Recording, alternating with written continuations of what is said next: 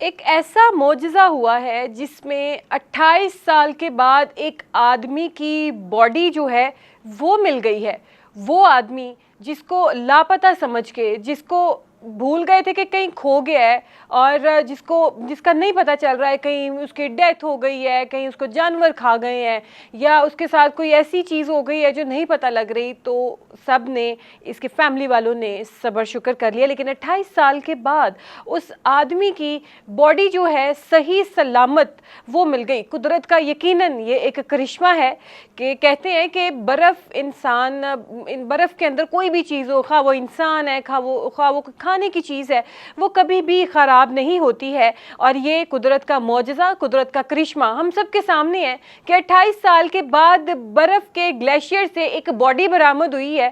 اور جب اس باڈی کی مزید تحقیقات کی گئیں تو پتہ چلا کہ نذیر الدین اس آدمی کا نام ہے، اور 28 سال پہلے یہ کھو گیا تھا برفانی طوفان میں.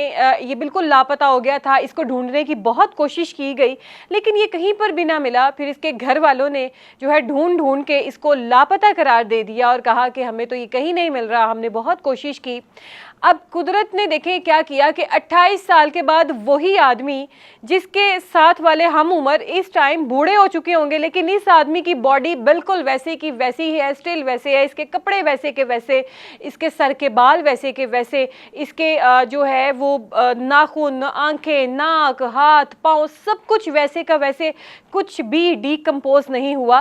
عام طور پہ یہ دیکھا جاتا ہے کہ کچھ ہی عرصہ گزرتا ہے تو جو ڈیڈ باڈی ہے وہ ڈی کمپوز ہونا شروع ہو جاتی ہے. لیکن چونکہ یہ باڈی برف کے اندر موجود تھی اور جس کی وجہ سے یہ باڈی ڈی کمپوز نہیں ہوئی، ویسے کی ویسے ہی سلامت رہی.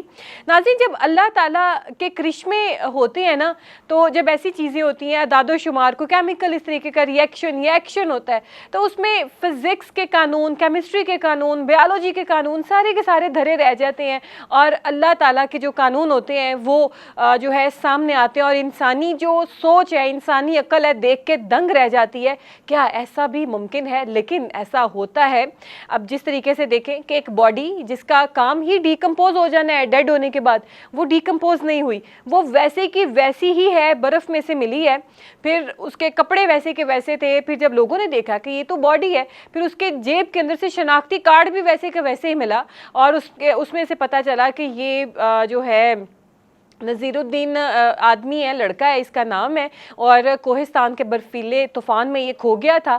اب چونکہ ہم ایک انوائرمنٹل جو ہے کلائمیٹ چینج سے گزر رہے ہیں، جس کی وجہ سے برف جو ہے گلیشیئرز کی پگھلی، اور یہ جو باڈی ہے اس کے اوپر سے بھی برف پھٹی، اور لوگوں کی نظر اس کے اوپر پڑ گئی کہ یہ تو ایک باڈی پڑی ہوئی ہے.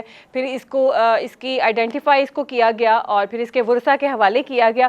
یہاں پہ افسوسناک بات یہ ہے کہ وہ لوگ جو 28 سال پہلے بھی ماتم کر کے، سوگ منا کے بھول گئے تھے کہ ہمارا کوئی نذیر الدین تھا، ہمارا بیٹا تھا، بھائی تھا، یا کسی بچے کا باپ تھا، یا کسی کا شوہر تھا، تو اب 28 سال کے بعد ان کے جو زخم ہیں وہ تازہ ہو گئے. پھر انہوں نے اس کی تدفین وغیرہ کی. تو بے شک میرا اللہ جو چاہتا ہے وہ کر سکتا ہے، اور اللہ تعالیٰ کرتا ہے. اور ہماری جو سوچ ہے وہ دنگ کی دنگ رہ جاتی ہے، عقل دھری کی دھری رہ جاتی ہے. بے شک انسان جو ہے اپنے آپ کو بڑا عقل کل سمجھتا ہے کہ یہ سائنس نے بہت ترقی کر لی ہے، دنیا چاند پہ پہنچ گئی ہے. لیکن جہاں میرا اللہ چاہے وہاں پہ انسانی عقل جو ہے وہ بالکل بے بس ہو جاتی ہے، اور اس کے اوپر فل سٹاپ لگ جاتا ہے، کیونکہ وہاں میرے اللہ تعالیٰ کے کرشمے، میرے اللہ تعالیٰ کے معجزے رونما ہونے لگ جاتے ہیں.